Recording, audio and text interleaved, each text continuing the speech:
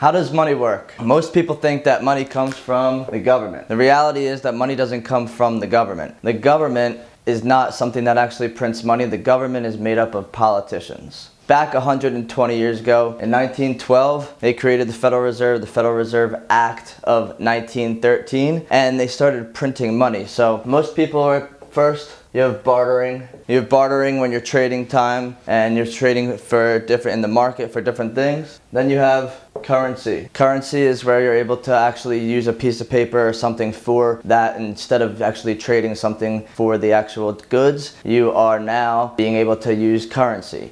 And after hundreds of years with the different systems that were set up, Rothschilds created the banking system. The first Bank of England was created in 1694. And after that, all of this situation started creating fractional reserve currency. And fractional reserve currency means that you only have to keep some money in the bank. And so you have currency that was backed by gold, backed by silver, and it was finite. Once you have fractional reserve currency, you only need to keep a fraction of that money in the bank. And so that creates more excess reserves. The reality now is that you have fiat currency. Fiat currency has no meaning beside what we give it. So there's nothing backing up our money today. And so most people think that the government is printing money. The government doesn't print money. Money is printed by the Fed, the Federal Reserve. If you look at a dollar bill, it doesn't say it's a dollar bill. It's a Federal Reserve note. And in business, a note is a loan. It says on every single dollar bill that this note is for all debts, public and private.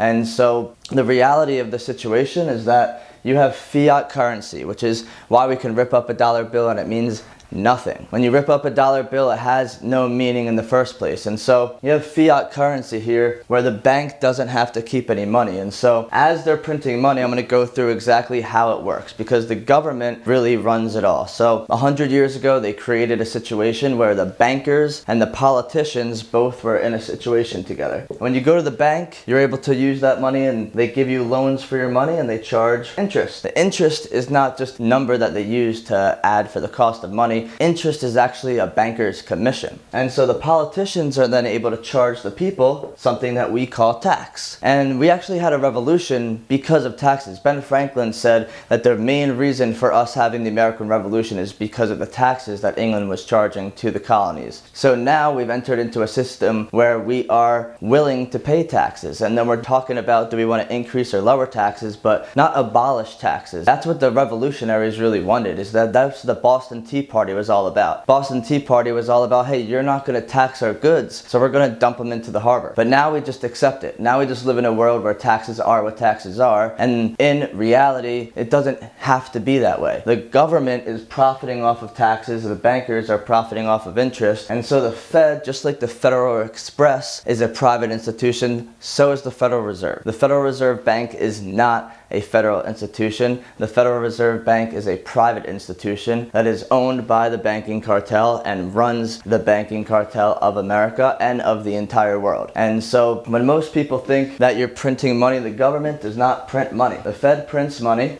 and I'm going to go into exactly how that works. So the government's going into debt, right? Government, we have over $30 trillion of debt in America right now for the government. And so what that means is that while we're going to war, while we're going back and forth on different political issues, different social issues, different situations out in the world, the government is accumulating debt. In order to pay that debt, they print treasury bonds. These treasury bonds are then used and sent out to the people and be able to get a government deposit, which then they print a government check. And this situation allows the government to then go make a commercial bank deposit. And so commercial bank deposits are just like you go to the bank, you put your money into the bank. It's a commercial bank deposit. That word commercial means that it's private, right? We're talking about in real estate, you have residential and commercial. Commercial means business. And so commercial banks, Bank of America, JP Morgan and Chase, Wells Fargo, that's where you go make commercial bank deposits. With fractional reserve currency, they have to keep reserves in the bank. For a long time, it was 10%. As of March 2020, right in the beginning of the pandemic, the government and the banks do not have to keep any reserves. at all. There is a 0% reserve ratio, which allows them to go lend out your money.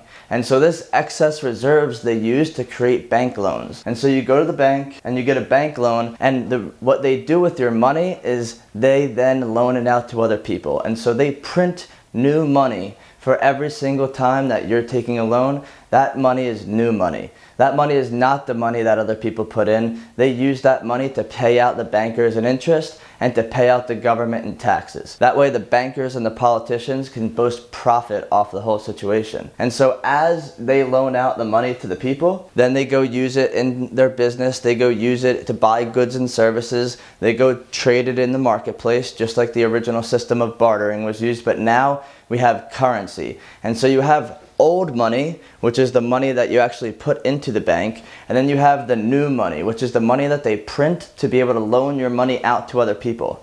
And in this situation, they're consistently printing new money, loaning it out to people so that they have more excess reserves to loan out to the people, then more loans, then more deposits.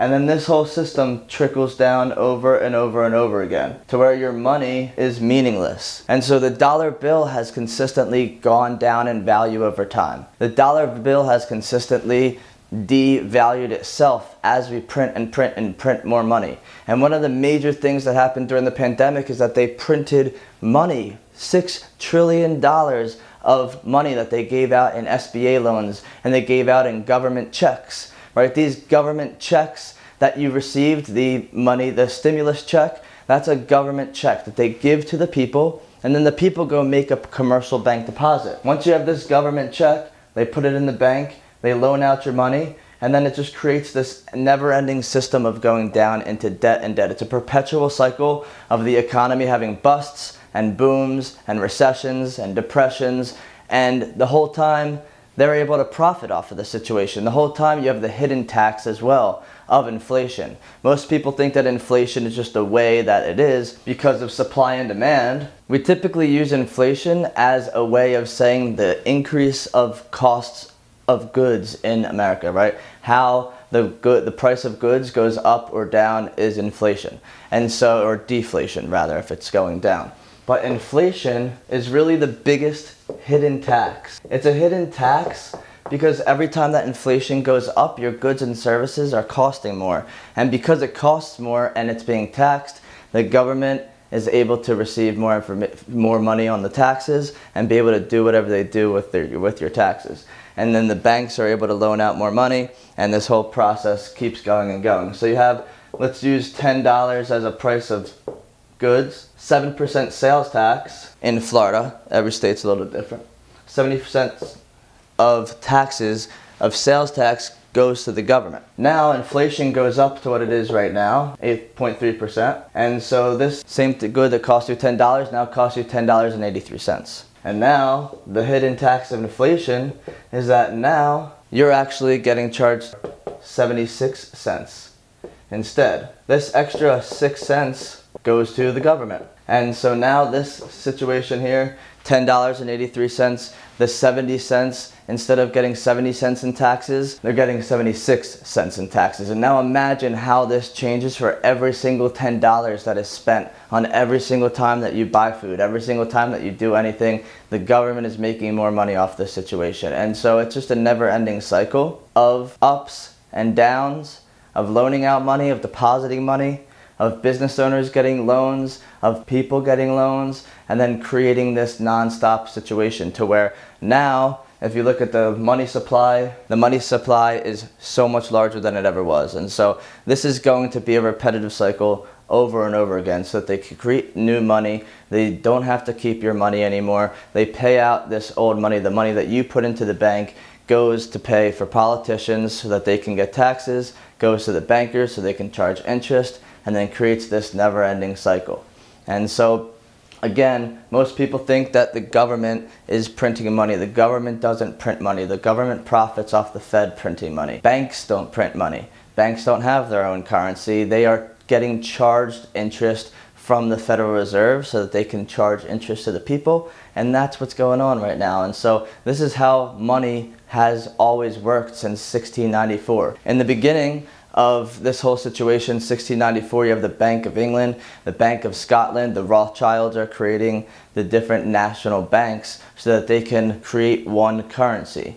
And in this situation, as they come into America, right now we have England, which was running America before the revolution, and they are the ones providing the currency. And so we're still living under the British rule. We're still going into the situation where we have the Rothschild money, the Bank of England, the Bank of Scotland, the Bank of Austria, these big major national banks that are now created the Bank of America. And so the Bank of America is just a commercial bank that uses money just like JP Morgan to create this situation. And so it's important to understand how money works so that you can be able to live in a state of flow with how you create money. If you don't know the ins and outs of something, it's important to get into the game. If you want to be successful in life and business, it's important to understand how money works. So what can you do about this? What can you do about the way that money is printed? What can you do in 2022, heading into 2023, to set yourself up for success with money? Because money is not everything, but money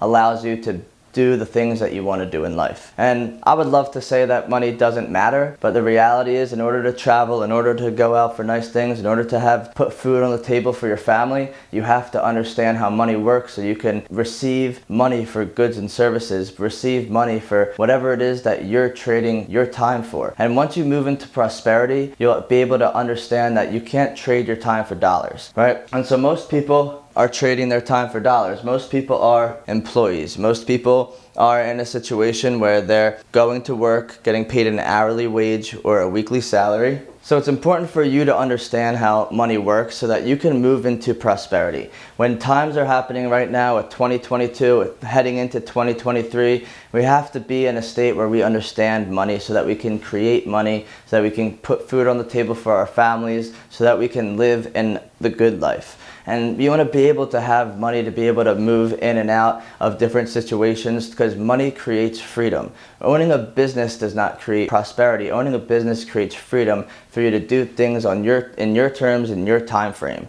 And so a lot of people are employees, and this is straight out of Robert Kiyosaki's book Cashflow Quadrant, or Rich Dad Poor Dad. But most people are employees. They're trading their time for dollars. They're getting paid an hourly wage or a weekly salary. And then people think, hey, you know what, I'm going to start my own business. And so they become self-employed.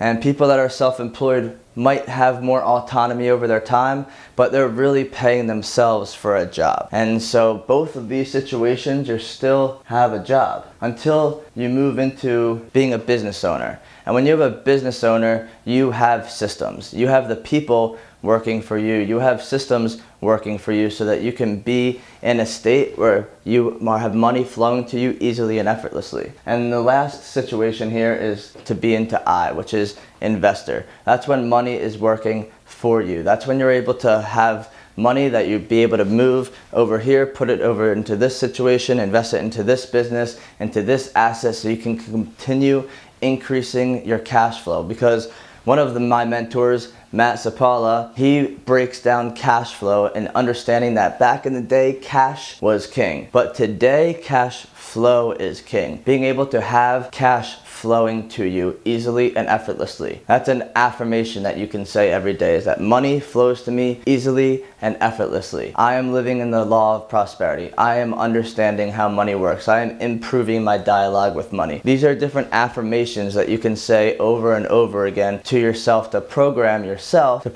subconscious mind to be attracting money. And so understanding how money works is important for you so that you can be in the flow, so that you don't have to stress, you don't have to have anxiety, you don't have to have feelings of not being able to produce, not being able to put food on the table, not being able to go where you want to go, to have the things you want to have, not because it's important to have these things, to have nice things. That's not the point. The point is to be able to have control over your time, have control over your money, and be able to do the things that you want to do in life. And so that is why it's important to understand how money works.